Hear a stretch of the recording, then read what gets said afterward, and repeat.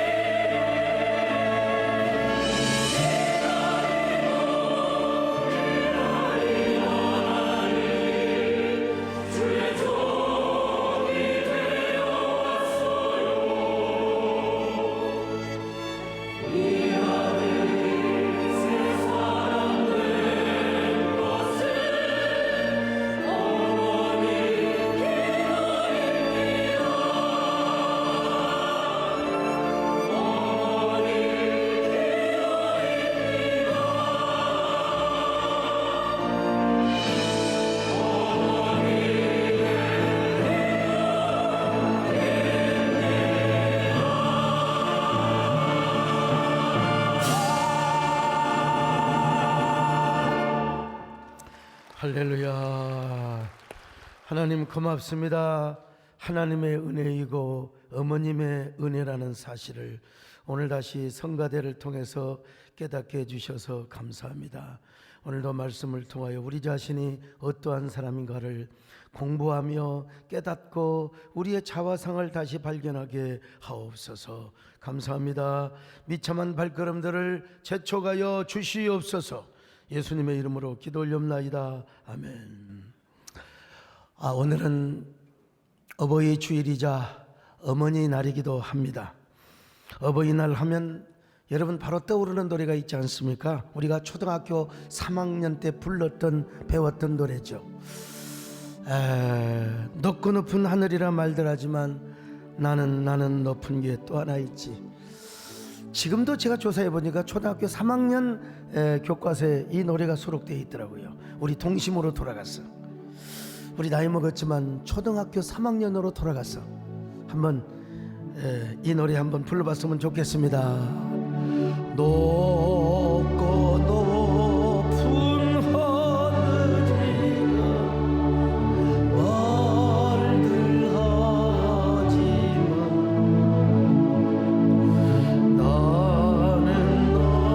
나는 높은 게 또 하나 있지 낳으시고 기르시는 어머니 은혜 푸른 하늘 그보다 높은 것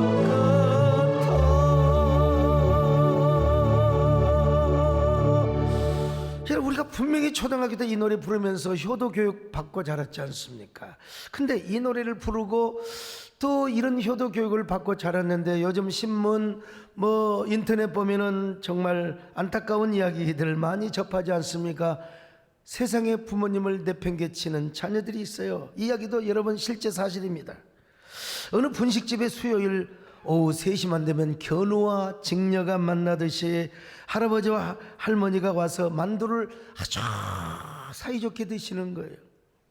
두 분이 얼마나 사이가 좋든지 하나 남으면 이걸 서로 권하고 저걸 서로 권하고 말이죠. 그래서 분식집 주인이 포기가 민망해서 만두를 한두 개 더 갖다 주기도 하고 서비스를 했다는 것입니다. 그렇게 짧지 않는 세월 동안 할머니와 할아버지가 다정하게 오셔서 그 모습을 보인 거예요. 이 분식집 주인은 저 양반들이 부부가 맞나 아니면 늙어서 바람을 피우나. 근데 어느 날은 할머니가 안색이 아주 몹시 안 좋다라는 것입니다. 그런 할머니를 바라보고 할아버지는 너무너무 안타까우며 막 등을 쓰다듬어 주시고 만두를 권하는데 만두도 못 먹고 그날은 눈물만 흘리다가 할아버지가 할머니 허리를 싹 감고 바깥으로 나가시더라는 겁니다. 슬픈 영화의 한 장면처럼. 그러더니 그때부터 발길이 끊기더라는 겁니다. 이상하게 2달 이상 동안 전혀 할머니 할아버지의 모습이 보이질 않아요. 근데 이상하게 생각하고 있었던 2달이 지나서 할아버지가 혼자 와서 만두를 시켰어요. 분식집 주인이 할아버지에게 조심스럽게 물어봤습니다. 할아버지, 함께 오시던 할머니 부부 맞아요? 그러니까 이 사람아 이 나이 먹어서 무슨 할망구를 사귀겠는가. 그러니까 이제 그럼 오늘 왜 혼자 오셨어요? 물어봤을 거 아니겠습니까? 그랬더니 할아버지가 자초지종을 설명하시는 겁니다. 참 가관이죠. 아들이 둘이 있는데 우리가 일찍 죽을 줄 알고 몸이 안 좋아서 가지고 있었던 재산을 다 분배해서 그냥 유업으로 나눠줬지. 하나들은 목동에 살고 하나들은 수원에 살았어. 근데 형제가 서로 다투더라고. 뭐 어떻게 해서 어떻게 우리가 부모님을 다 모시겠느냐고. 큰아들은 큰아들대로 작은아들은 작은아들대로. 아유 여러분 1년 모셨다가 1년 이리 가고 저리 가고 그러면 뭐 되지 않겠습니까? 그런데 요놈들이 말이죠. 우리 한 사람씩만 모시자고. 그래서 목동에 사는 놈은 아버지를 모시고 수원에 사는 놈은 어머니를 모셨다는 것입니다. 그래서 이제 매주 수요일 날 분식집에 가서 만나기로 한 겁니다. 이런 사연이 있어서 그 분식점에서 일주일에 한 번씩 만나니까 그렇게 사이가 좋고 다정하게 보였던 것입니다. 근데 어느 날 할머니가 아프기 시작한 거예요. 병원에 가보니까 세상에 의사 선생님으로부터 이제 얼마 안 남았다는 사망 선고를 받았습니다. 그런 사연 때문에 할머니와 할아버지는 그날 만두도 못 먹고 슬피 울면서 그냥 할아버지가 할머니 어깨 동무를 하며 슬프게 영화의 한 장처럼 그냥 나갔던 거예요. 그래서 할머니 병간호를 하고 장례식을 치르느라 이제 오셨다는 것입니다. 그리고 앞으로는 분식집에도 자주 못 올 것이고 나의 소원은 뭐냐? 어서 빨리 할머니 곁으로 가는 거라는 거예요. 그러면서 눈시울을 적시더라는 겁니다. 여러분, 얼마나 안타까운 이야기입니까? 여러분, 하나님 다음으로 이 땅에 가장 큰 은혜를 베풀어 준 분이 누굽니까? 우리의 부모님이시죠. 제가 월요일 저녁에요, 전라남도 영광에서 찼어요. 한정식 청하라고 하는 아주 좋은 식당에서 대접을 받고, 이제 그 군이지만 또 좋은 호텔이 있더라고요. 호텔로 돌아와서 다음날 한평 나백축제에 제가 또 강사로 가기 위해서, 근데 호텔 마당에 그 길고양이 한 마리가 냥 하면서 따라오는 거예요. 얼른 딱 보니까 새끼 뱀 고양이입니다. 근데 순간 저와 고양이의 눈동자가 탁 마주쳤어요. 제가 보니까 고양이가 너무 배가 고파서 뱃속에 있는 아이, 이게 암 고양이가 새끼를 뱉거든요. 그래서 지 새끼 살려달라고 눈빛으로 나를 아주 애잔하게 바라보는 것 같아요. 그래서 아까 우리 그 주인 식당 사장님이 싸준 거 있잖아. 여러분, 그 식당이 예수 믿는 집이요, 집사님 집이어서 저 저녁에 출출하면 아니면 내일 아침에 먹으라고 갈비를 싹 구워가지고 여러분 또 플라스틱통으로 하나 줬어요. 그거 빨리 가져와. 그리고 갈비를 하나 던져줬더니 세상에 고양이가 아이고 땡큐 굿 하면서 냐옹 하면서 얼마나 잘 먹는지 몰라요. 여러분, 이 길고양이는 사람이 오면 도망가야 됩니다.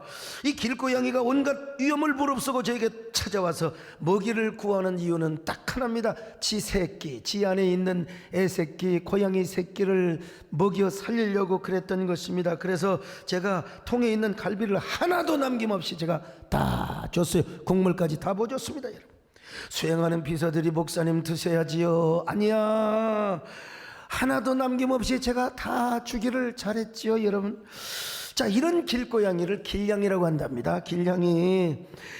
저는 그 길냥이에게 얼마나 큰 감동을 받았는지 몰라요. 어떤 유해가 가해질지 몰라요. 요즘요, 길고양이 잡아먹으면 관절염이 좋다고 하잖아요, 통풍성에. 그래서 어떤 사람은 그 총을 갖고 다니면서 길고양이 다 잡으러 다닌 사람이 있어요. 여러분, 관절염 약은 약국에 더 좋은 약이 있습니다. 여러분, 그 고양이 잡아먹으려고 그러지 마세요. 그 지나가면, 저도 산에 가면 고양이가 치킨 가지고 가잖아요. 냄새 맡고 벌써 와요. 어떨 때 안 올 때는 제가 고양이 이를 위해서 치킨을 던져놓고 갑니다. 그럼 나중에 틀림없이 와서 먹고 가요. 자, 그 길냥이가 음식을 달라고 애처롭기도 하고 정말 말 못할 고양이가 모성애의 눈빛이 느껴졌어요. 야, 사람, 그 길냥이가요, 사람 보는 눈이 뜨구만. 그 옆에 저 수행하는 기사들, 우리 서광수 장로님도 송원윤 장로님도 같이 가셨는데 장로님들 안 따라가요. 여러분, 고양이건 사람이건요, 사람 보는 안목이 있어야 됩니다.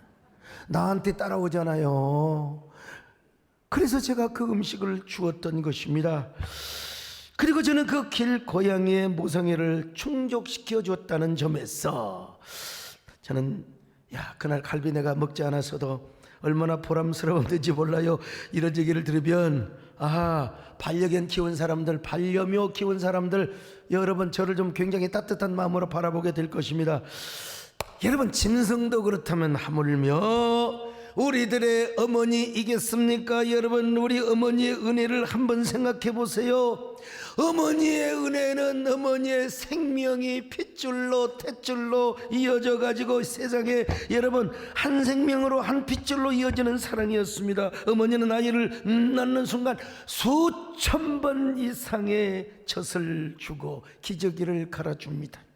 그러나 그때마다 한 번도 불평한 적이 없습니다. 그리고 모든 것을 무조건 나누어 줍니다. 아무 조건 없이 모든 사랑, 모든 희생을 주시는 분이요. 그런 의미에서 이 세상에서 하나님 다음으로 우리에게 은혜와 사랑을 베풀어 주신 분이 누구냐? 우리의 부모님이세요. 특별히 어머니요, 어머니. 하나님의 사랑이 어머니의 사랑을 통해서 표현되고 나타났단 말이요. 이걸요, 성경 다음으로 아주 잘 감동적으로 표현했던 분이 누구냐? 국어학자 양주동 선생님이시죠.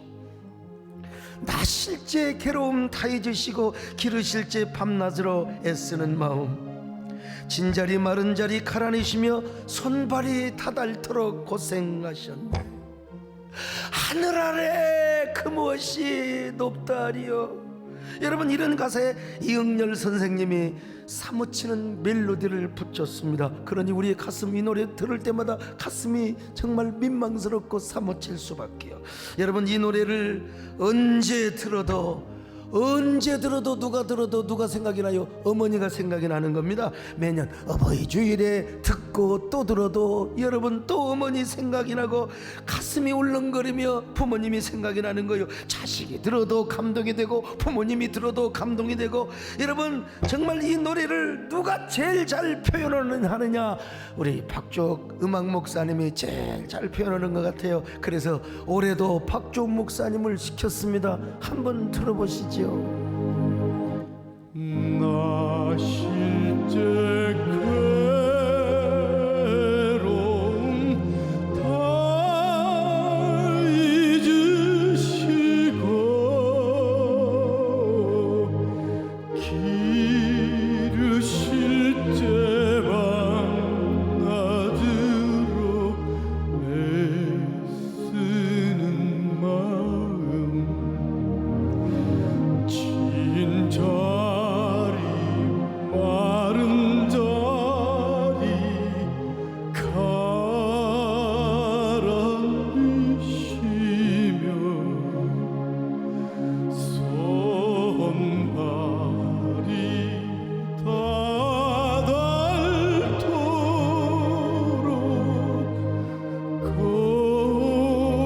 고생하셨네.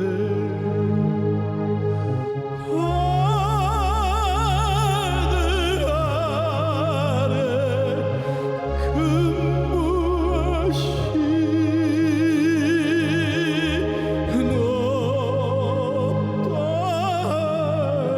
높다리요. 어머님의 희생은 가히 없어라. 어려서 남고 없고 알려주시고 자라선 문기되어 기다리는 마음 알을 쌓 그릇 될싸 자식 걱정에 고우시던 이마 위에 주름이 가득 땅 위에 그 무엇이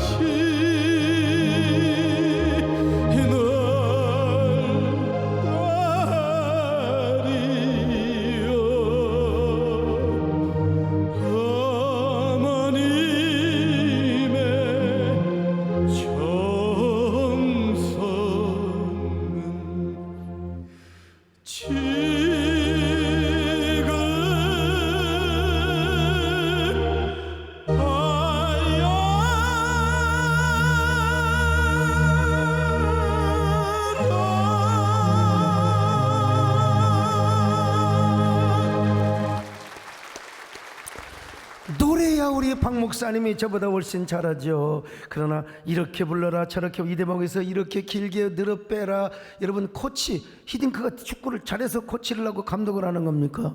저 어제 저녁에 이래 불러라 저래 불러라 하는데 여러분 양이 안 찹니다. 왜냐? 왜 그런 줄 아세요? 박 목사님이 격해가지고 약간 늘어지고 약간 삑소리 나고. 왜 그런 줄 아세요? 눈물이 나서 그러는 거예요. 왜 눈물이 나느냐? 우리 박종 목사님이 과거에 놀았거든요. 놀았어. 어머니 아버지 말씀을 안 듣고 여러분 어린 시절에 집 나갔어요. 박 목사님이 몸에 제법 알코올을 받는 사람입니다. 초등학교 때 여러분 공부는 안 하고 그냥 소주병과 함께 얼마나 어머니 아버지, 그런 어머니 아버지도 이제 나이가 드셔서 요양원으로 가셔야 된다고 지난주에 고향을 다녀오셨습니다. 자, 우리 박 목사님 정말 노래 너무 어린스러웠습니다. 박수 한번 하세요. 할렐루야. 근데 여러분 우리가 왜 효도를 해야 되느냐?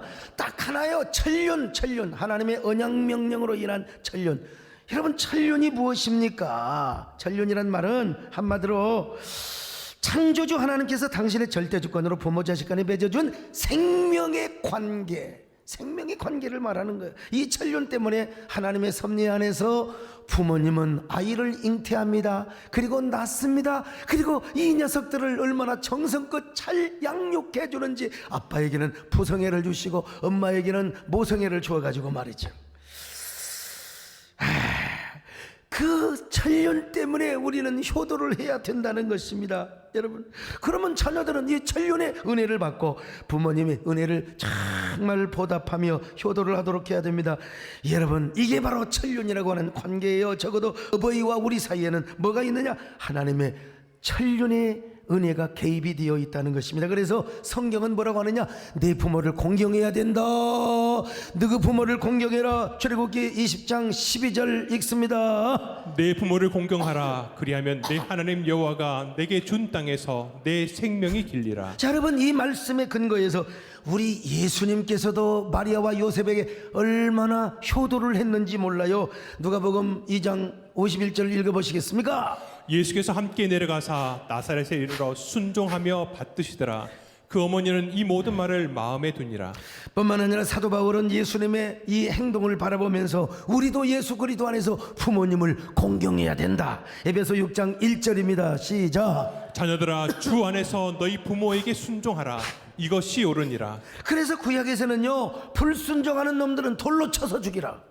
요즘 그러면 안 됩니다. 불효자라고 그냥 돌로 쳐서 죽으면 안 되지만 신정국가에서는 그래서 불효자 요놈들은 돌로 쳐서 죽여. 그리고 그놈이 죽으면 용서하십시오. 성경 말씀이라 눈구녕을 까마귀가 파먹도록 했어요. 까마귀가 사람 눈을 좋아한가봐요. 아무튼 자, 신명기 21장 18절로 21절 같이 봅니다. 사람에게 완악하고 패역한 아들이 있어 그의 아버지의 말이나 그 어머니의 말을 순종하지 아니하고 부모가 징계하여도 순종하지 아니하거든 그 성읍의 모든 사람들이 그를 돌로 쳐 죽일지니. 돌로 치라는 겁니다. 여러분, 잠언 30장 17절 보세요.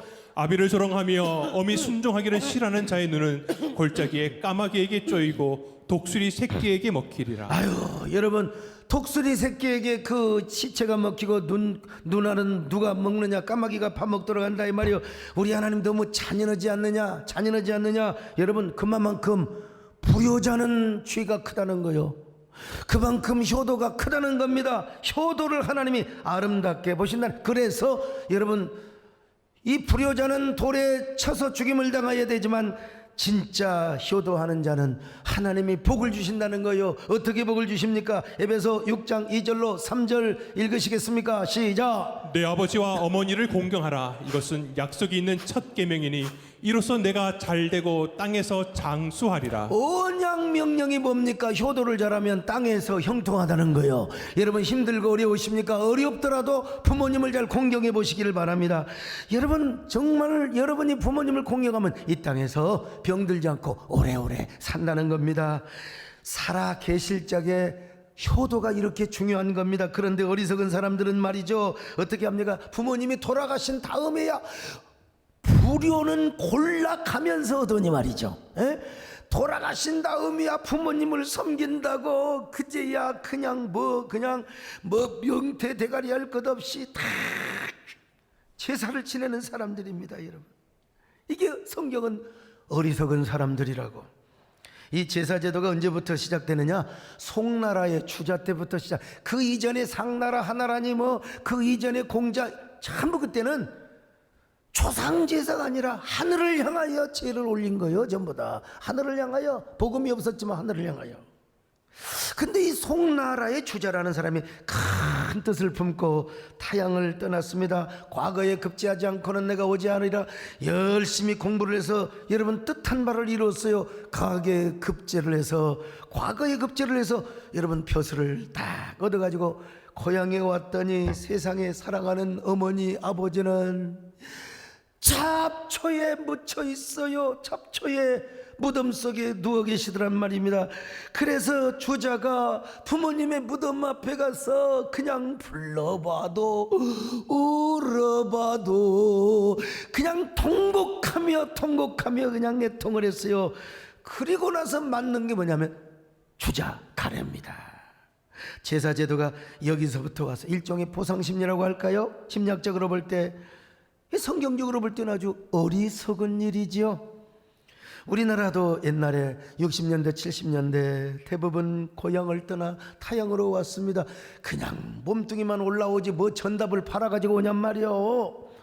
그래가지고 여러분 타향사례가 녹록합니까? 서는 사람도 있지만 그 나쁜 사람들이 말이요 그냥 투자하자고 해가지고 망해가지고 그 망한 그 시골에 얼마나 문전억답을 팔아가지고 올라왔으니 그 망한 모습으로 어떻게 부모님을 뵙니까?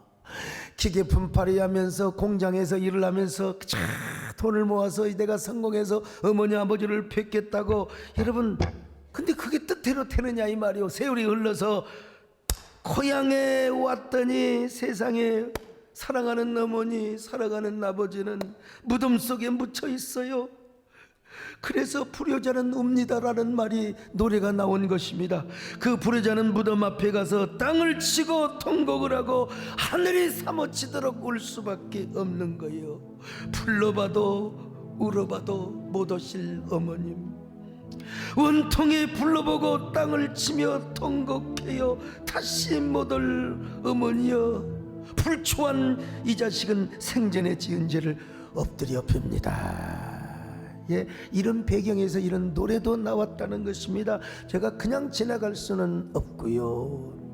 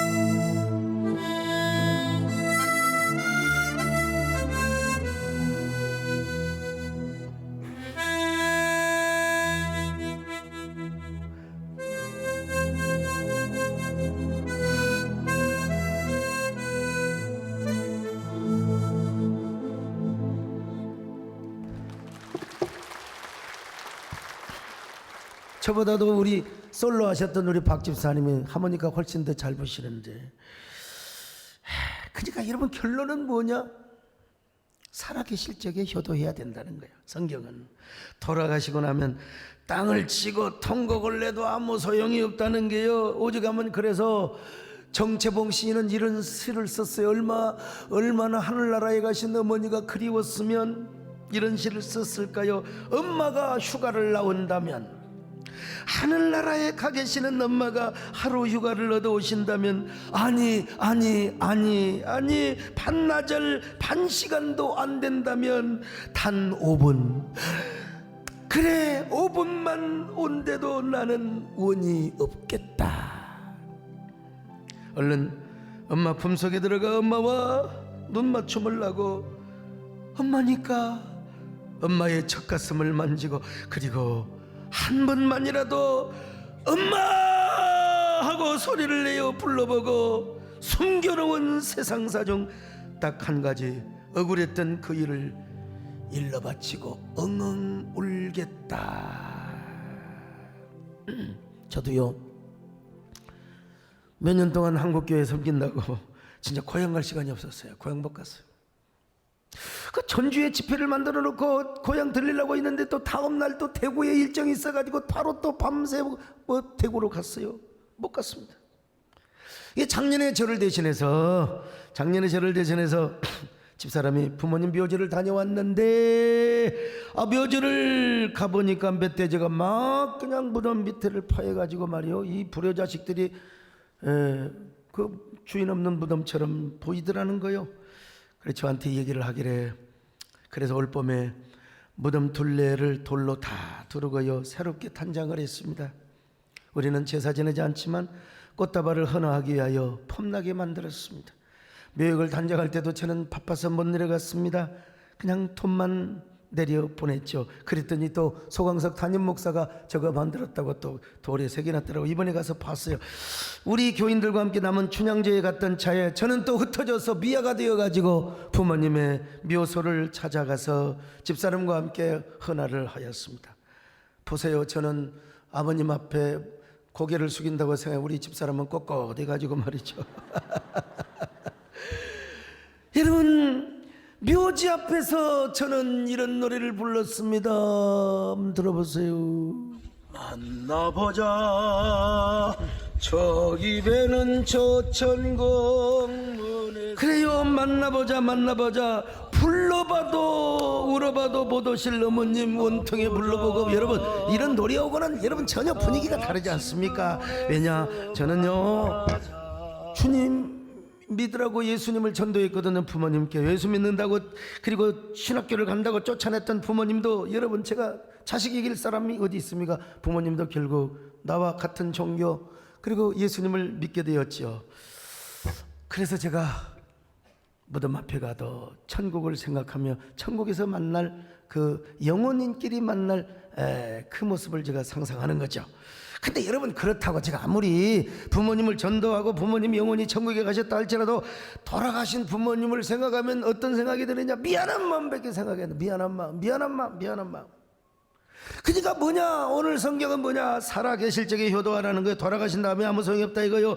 제사를 지내고 사실은 아이고, 어제 우리 유성근 장로님이 멀리 갔다 어제 오셨는데 저한테 그러시더라고요. 아유, 목사님, 옛날 아버지 좋아하시니까 우리 그 아버님 그 앞에다가 언제 옛날에 아버지가 술 좋아하셨거든. 발렌타인이나 한 명 갖고 와서 보내주시오. 내끼 그랬습니다.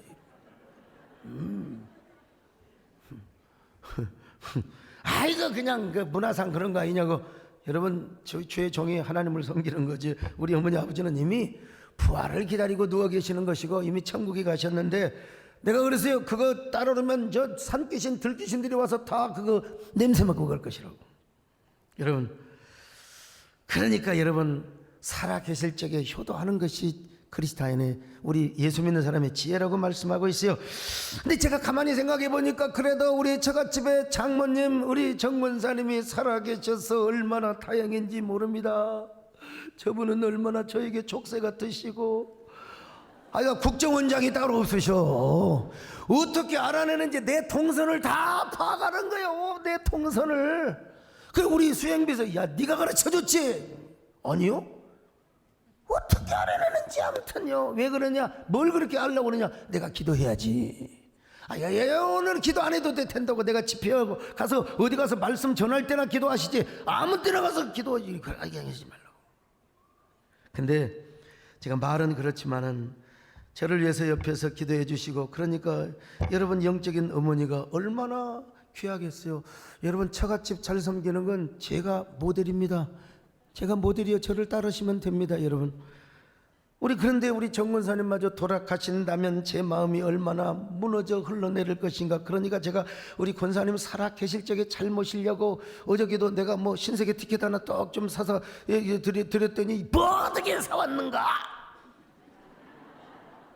참, 같은 말이면 좀 약간 좀 목소리, 여자 목소리가 너무요 좀 부드러워야지. 아무리 노인이라도 어떻게 사왔는가?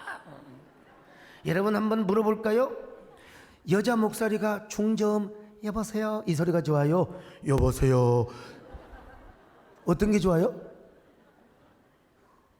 조사를 해봤더니 이쁜 여자가 제일 좋더라는 거예요. 어쨌든 우리 권사님 그렇게 큰 소리 치시면 안 돼요. 근데 살아 계시니까 얼마나 감사합니까? 여러분도 부모님 살아 계실 적에 효도하시기를 주의 이름으로 축원합니다. 오늘 설교 제목을 그래서 미고사라 미고사 효도라고 정했습니다. 우리가 부모님을 생각하면요, 먼저 미안한 마음이 들어야 돼. 미안한 마음, 그리고 고마운 마음이 들어야 돼요. 그리고 사랑하는 마음이 들어야 돼요. 오늘 미고사 효도입니다. 어떻게 해야 우리는 미고사 효도를 잘할 수 있을까요? 첫째로 주 안에서 부모님께 미안한 마음을 갖고 효도해야 됩니다. 미안한 마음을 갖고. 자, 에베소 6장 1절을 읽습니다. 자녀들아 주 안에서 너희 부모에게 순종하라. 이것이 옳으니라. 야, 순종하라. 근데 여러분, 순종을 다 했어요? 못했지. 나도 우리 어머니 아버지에게 순종을 얼마나 안 했는지, 얼마나 순종을 안 했는지. 그렇다고 여러분, 하나님이 부르니까 저는 제 길을 가야 되지만 미안한 마음을 가지고 여러분 순종하는 효도를 할 수 있기를 바랍니다. 두 번째는 뭐냐? 부모님께 고마워하는 마음으로 부모님을 존귀하게 여겨야 돼요. 잠언 23장 22절을 보시겠어요? 너를 낳은 아비에게 청종하고 내 늙은 어미를 경히 여기지 말지니라. 여러분, 저도요, 제가 지금 보면은 거의 인생의 최전성기인 것 같아요. 귀가 먹었나? 무슨 센스가 없나? 그리고 무슨 제가 뭐 건강이 없나? 맨날 설교할 때 그냥 여러분들 앞에서 여러분 죄송합니다, 하나님은 여러분 사랑하십니다. 그럼 이게 좀 얼마나 안타깝겠어요. 근데 저는 진짜 거의 인생의 전성기에 돌입한 것 같아요. 근데 이제 저도 언젠가 나이 먹어 이제 80 먹고 85살 90살 되면 뭐라고? 그럴 수 있어요. 여러분, 부모님이 총기가 떨어져요, 연세가 드시면. 그리고 헛소리 또 하시고, 내가 누구 들으라고 하는 게 아니라 우리 권사님도 그러세요. 보면 헛소리 또 하시고 말이지. 예. 그런데 이럴 때일수록 공경을 해야 된다는 겁니다. 이럴 때일수록 능력이 없고 부모님이 나에게 유산 물려줄 거 하나도 없어. 예. 심지어는 부모님의 치매가 걸리고 노망이 들어도 그 어르신을 공경해야 된다고 성경은 말씀하고 있습니다. 여러분 다 이런 사람이 되시기를 축원합니다. 세 번째, 주 안에서 부모님을 사랑하며 기쁘시게 해드려야 돼요. 부모님을 사랑하니까 기쁘시게 해드리는 거죠. 어떻게든 기쁘시게 해요. 자, 잠언서 23장 25절 같이 읽어요. 시작. 내 부모를 즐겁게 하며 너를 낳은 어미를 기쁘게 하라. 부모를 즐겁게 하고 어머니를 기쁘게 하라고 하지 않습니까? 잠언 10장 1절이요. 읽습니다. 솔로몬의 잠언이라. 지혜로운 아들은 아비를 기쁘게 하거니와 미련한 아들은 어미의 근심이니라. 여러분, 머리가 멍청한 세상에 아둔한 사람은 어미의 근심. 어이구, 그러니까 옛날 어머니들이 저 썩을 놈 저놈 막을 놈 그냥 못 잡아먹어서 어머니 근심이 되니까 그렇다고 자식이라 죽일 수도 없고 말이죠. 그냥 옛날에 다 그랬어요. 이놈들이 술 먹고 와서 그냥 어머니 아버지 앞에 그냥, 그러니까 이거 자식 죽이도 이 어리석은 사람들이라 이거예요. 어리석은 사람들. 잠언 15장 20절 읽습니다. 지혜로운 아들은 아비를 즐겁게 하여도 미련한 자는 어미를 업신 여기느니라. 여러분, 부모님을 사랑하기 때문에 기쁘게 해드리죠. 부모님 사랑하지 않으면 어떻게 기쁘게 해드리겠어요? 부모를 공경하며 사랑하는 사람은 먼저 부모님을 기쁘게 해드려야 돼요. 그리고 걱정을 끼치지 말아야 돼요. 쓸데없는 걱정거리도 말하지 마시고, 아무리 짜증나는 상황이고 상황이 좋지 않아도 부모님을 사랑한다면 여러분 근심 걱정을 끼쳐서는 안 됩니다. 어떻게든지 부모님의 마음을 평안하게 하고 어머니 마음을 기쁘게 해야 돼요. 여러분, 오늘 어버이 주일이자 어버이날이라 이 말이요. 아직도 이거 이번에 보니까 철학기도에 많이 빠졌더라고. 성도들 뭐 그 부모님 만나러 간다고 다 잘 갔다 그래서 잘 갔다. 어제도 뭐 이렇게 뭐 우리 또 저 교육자가 또 시의원 나온다고 해서 가서 예배도 드려주고 했는데, 뭐 또 어머니 만나러 간다. 어머니가 뭐 만나고 오세요. 여러분, 나도 부모님이 돌아가셔서 제가 부모님 얘기를 하면 제가 꼼짝을 못 하거든요. 아직 안 찾아보신 분들 계시면 오늘 존말로 할 때 전화를 하시기를 바랍니다. 전화할 때요, 안부를 여쭈세요. 어머님, 오늘 하루를 어떻게 지내셨어요? 이것도 완창할 수 없습니다, 여러분요. 다 해버릴까? 후렴으로 가요. 뭐만은 떠나 있어도 어머님을 잊으리까 오래오래 사세요 편히 한번 모시리다.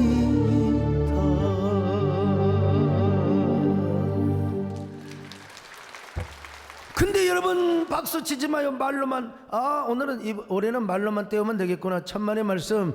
말로만 때우지 마시고 용돈을 보내셔야 합니다. 용돈을 보내셔야 돼요. 여러분 용돈 아니면 선물을 보내주세요.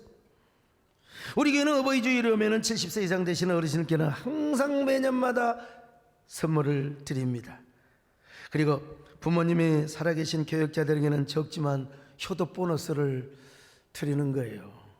교회가 넉넉해서가 아닙니다. 그냥 효도하라고. 우리 교역자들 혹시 성도들 가운데 요즘 목사님 제가 진짜 몇만 원 더 힘듭니다. 그러면 오늘 저희 집사람이나 교구 교역자에게 얘기해서 오늘 이불 그냥 하나 갖고 가서 어머니 보내드리세요. 아버지 보내드리세요. 뭐 모자라면 또 다음에 또 주문하면 되는 거니까. 근데 제가 여러분 진짜 부탁드립니다. 문자는 조심해야 돼요. 꼭 전화로 하는 게 좋습니다. 문자, 이게 알량한 문자. 어느 교회에서 어버이 주일에 목사님이 설교를 하시다가 핸드폰을 다 꺼내라고 하고 핸드폰 꺼내요. 네.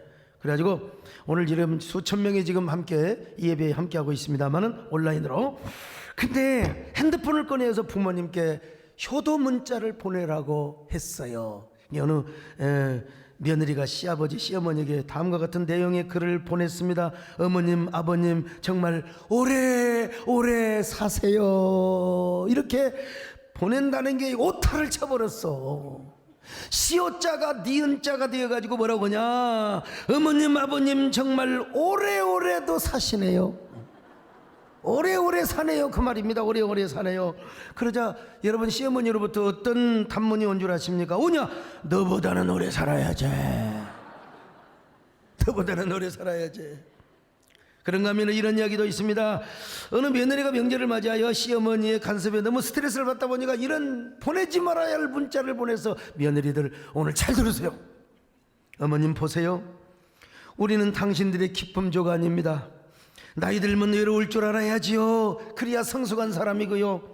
자식 성자 며느리에게서 인생의 위안이나 기쁨 아니 따위를 구하려고 하지 말고 외로움은 노인정에 가서 푸세요. 죽을 땐 다 누구나 혼자입니다.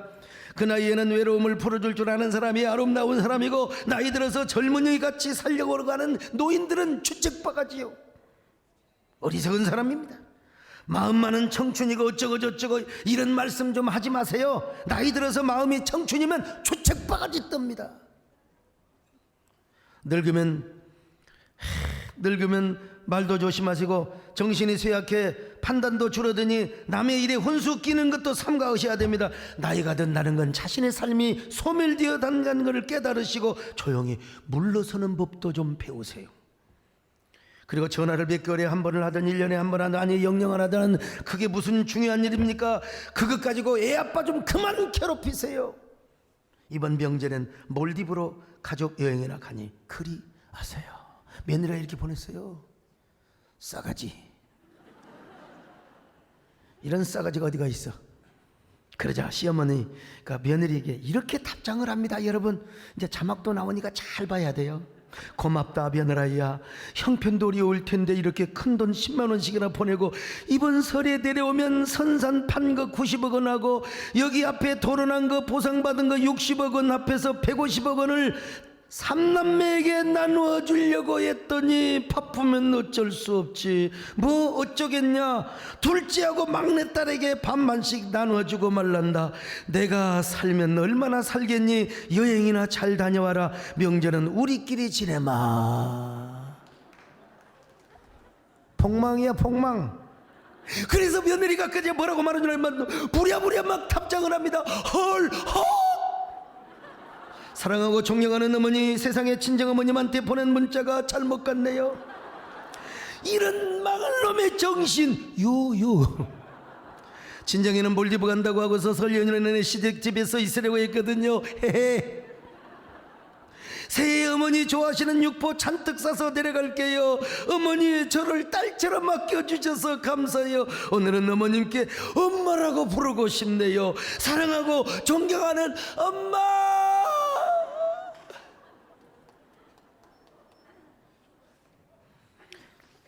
그러자 시어머니가 뭐라고 단문 보낸 줄 아세요? 또 여러분 잘 보세요. 이게 자막 나옵니다. 사랑하는 내 며느라기야, 엄마라고 불러줘서 눈물 나게 고마운데 이걸 어떡하면 좋으냐. 내가 그만 돈이 나빠서 10,000원을 친다는 게 억원으로 오타를 쳐버렸구나. 선산 판거 90만원, 보상받은 거 60만원 앞에서 합계 150만원이다. 이 돈으로 명절 쉬려고 장봐놨다 얼른 와서 음식 만들어다오. 사랑하는 내 딸아, 난 너뿐이다. 네가 있어서 노후가 정말 행복하구나. 여러분, 이게 참 웃지만 얼마나 큰 비극입니까? 며느리는 폭망, 이걸 가리켜 젊은이들 말 맞더라, 이생망이에요. 이생망. 그래서 여러분, 성경은 진정성을 가지고 부모님 살아계실 적에 효도를 하라고 한 겁니다. 하나님께서 이 땅에서 반드시 형통하게 하시고 장수하게 하신다고 약속을 하셨어요. 자, 오늘 본문 6장 2절로 3절 읽습니다. 내 아버지와 어머니를 공경하라. 이것은 약속이 있는 첫 계명이니 이로써 내가 잘되고 땅에서 장수하리라. 효도하면 장수 안 나는 겁니다. 여러분, 오래 살고 싶으면 효도하세요. 그리고 물질에 복 받으려면 효도하시기를 바랍니다.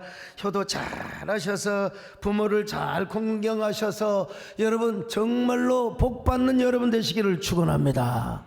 마지막 한 가지 더 해요. 마지막으로 영적인 부모에게 효도해야 됩니다. 육신의 부모만 효도가 아니요, 마르틴 루터는 뭐라고 말했습니까? 첫째는 육신의 부모요, 둘째는 영적인 부모. 그래서 천주교에서는 목사님이라고 하는 거예요. Father, 신부라고 해요. 또 하나는 뭐냐? 우리의 영원한 부모님, 하나님을 이야기한다는 겁니다. 하나님을 잘 섬겨야 돼. 오늘 여러분, 육신의 부모뿐만 아니라 영적인 부모도 잘 섬기시고, 이게 하나님의 약속 있는 명령입니다. 그렇게 할 때 우리가 이제 미고사의 효도를 할 수가 있는 거예요. 하나님께서 여러분들에게 복을 주시는 겁니다. 병들어도 다 낫게 해주세요.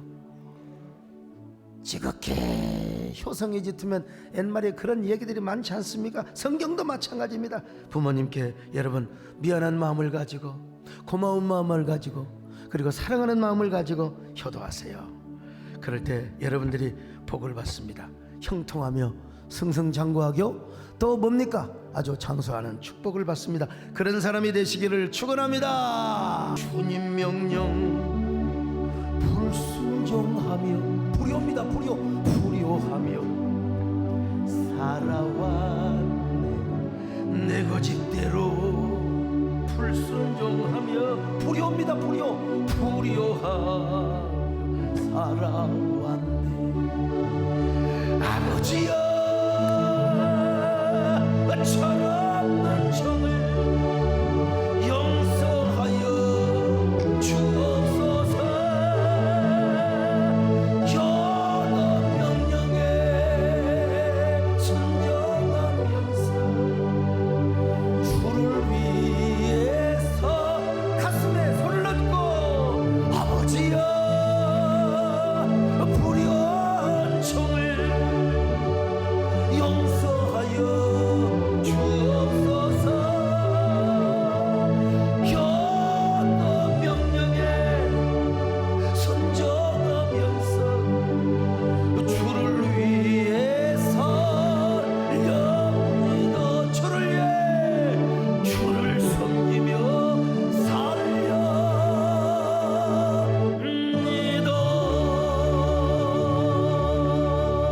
하나님, 나는 어떤 사람입니까? 나는 얼마나 효도를 하며 하나님 말씀에 순종한 사람이었습니까? 부모님 돌아가신 분들은 어쩔 수 없습니다. 형제간에 우애하며 하나님을 섬기고 자식 잘 키우는 거지 뭐.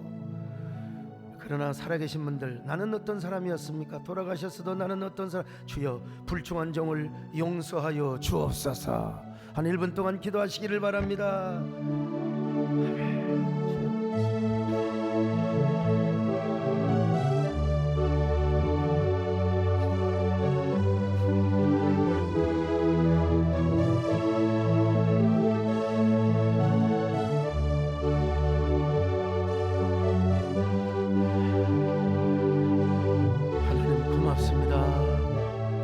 우리에게 다시 한번 부모 공경에 대한 말씀으로 우리의 골수를 때리며 우리 마음을 뉘우치게 하심을 감사합니다.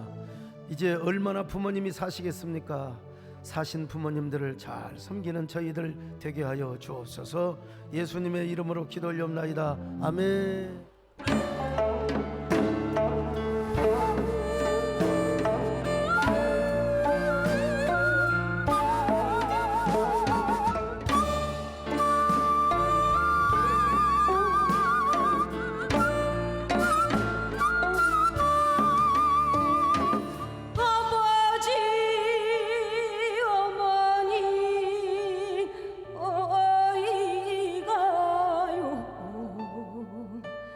이제 더는 불러봐도 대답이 없네.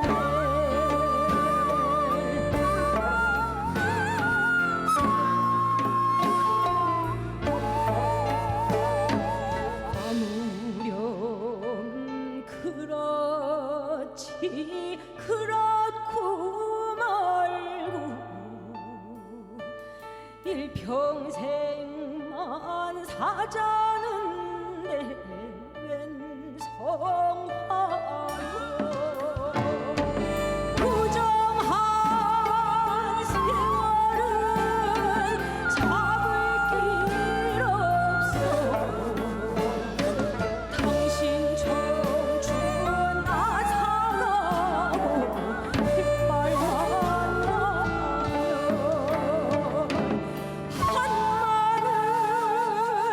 이 몸은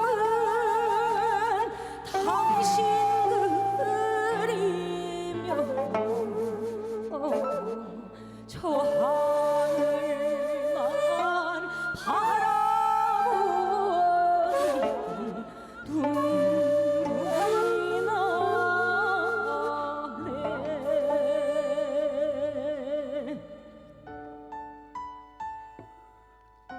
이 세상 그 어떤 것을 준다 해도 너와는 바꿀 것이 없단다. 내 가진 모든 것을 다 주고도 더 줄 것이 없어 미안하구나. 그리 말씀하시던 당신의 말들을 그땐 그저 당연한 줄로만 여겼으니 이 어찌한단 말이오.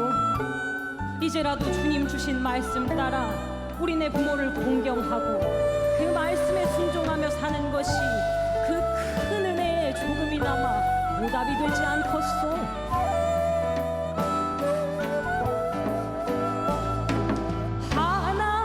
하나님의 뜻을 따라 태어난 생명 알을 세라 다칠세라 가슴 졸이며 가진 수고 온갖 고생